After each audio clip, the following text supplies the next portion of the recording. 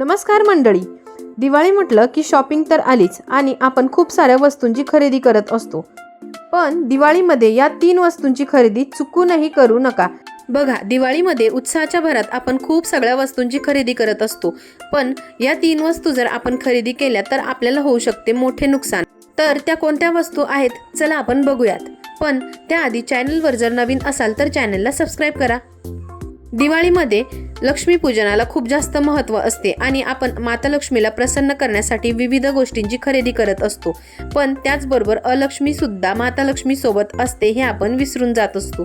दिवाळी हा आपल्या भारतीय लोकांसाठी खूप महत्त्वाचा सण असतो. या सणामध्ये आपण गाडी, मिठाई, विविध प्रकारचे कपडे, घरातले सामान तसेच विविध गोष्टींची शॉपिंग करत असतो. आणि याच काळामध्ये बाजारात विविध वस्तूंवर खूप चांगल्या ऑफर सुद्धा असतात आणि याचमुळे आपला खरेदीचा उत्साह आणखीन वाढत जातो.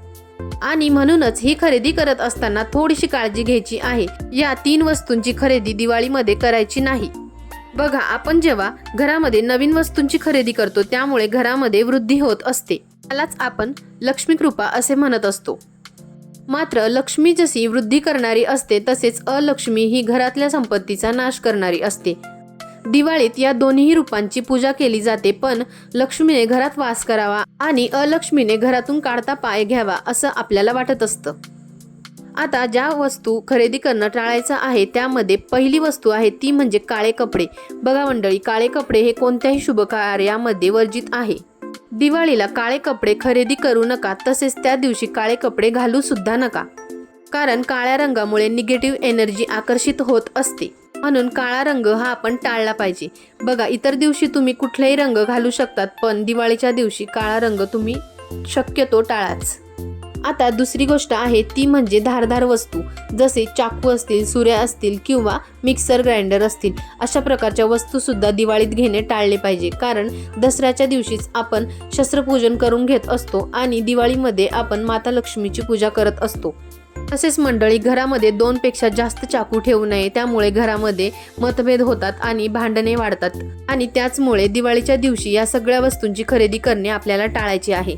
आता पुढची वस्तू आहे ती म्हणजे जुनी भांडी. बघा, आता सगळीकडे युनिक भांड्यांचं कलेक्शन असतं, म्हणजे त्यामध्ये काही जुनी भांडे सुद्धा असतात, जसे पितळाचे असतील, तांब्याचे असतील. आणि आपल्याला असं वाटत असतं की आपल्या घरामध्ये हे सुद्धा एक कलेक्शन असावं, कारण आता तांब्या पितळाच्या भांड्यांचा ट्रेंड पुन्हा एकदा नव्याने सुरू होत आहे.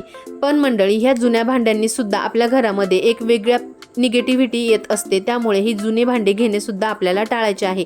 त्याचबरोबर घरामध्ये काही तुटलेले कप असतील, चिरलेली भांडी असतील किंवा काही तुटलेले कुकरचे भांडे असतात, ते सुद्धा आपल्याला घरामधून बाहेर काढायचे आहे. त्यामुळे आपल्या घरामध्ये एक पॉझिटिव्ह एनर्जी राहील आणि घरामध्ये सकारात्मक वातावरण टिकून राहील. तसेच मंडळी, जुने कपडे असतील ते सुद्धा या दिवाळीला लवकरात लवकर बाहेर काढून टाका, म्हणजे त्याने सुद्धा आपलं घर मोकळं आणि सुटसुटीत वाटतं. तसेच काही खराब झालेले इलेक्ट्रॉनिक्स असतील, जसे चार्जर असतील किंवा जुने मोबाईल फोन्स असतील, अशा वस्तू सुद्धा घरातून लवकरात लवकर बाहेर काढा, कारण या वस्तूंसोबतच घरातील नकारात्मक ऊर्जा सुद्धा घराबाहेर जात असते आणि घरामध्ये एक सकारात्मक वातावरण बनत असते.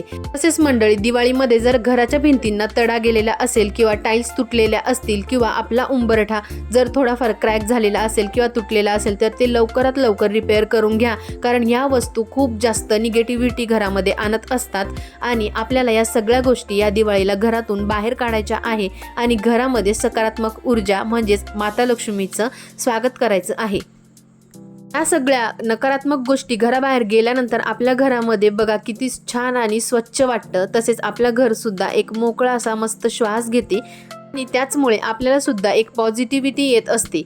मंडळी, दिवाळी हा सण आपल्या महाराष्ट्रीयन लोकांसाठी किती महत्त्वाचा असतो हे आपल्या सगळ्यांना ठाऊक आहे. तर या दिवाळीला तुम्ही सुद्धा आपल्या घराला एक मोकळा श्वास घेऊ द्या. तसेच तुम्ही सुद्धा पॉझिटिव्ह राहा आणि दिवाळी खूप छान सेलिब्रेट करा. या सगळ्या नकारात्मक ऊर्जा काढून आपल्या घरामध्ये सकारात्मक ऊर्जेसहित माता लक्ष्मीचं स्वागत प्रत्येक घरामध्ये व्हायलाच हवं. तर चला मंडळी, लवकरात लवकर दिवाळीच्या तयारीला लागा, कारण आता फक्त उरले आहे 7 ते 8 दिवस. आणि व्हिडिओ जर तुम्हाला आवडला असेल तर व्हिडिओला लाईक करा आणि चॅनलला सबस्क्राईब करा. उद्या पुन्हा भेटूयात एका नवीन व्हिडिओसोबत नवीन माहिती घेऊन.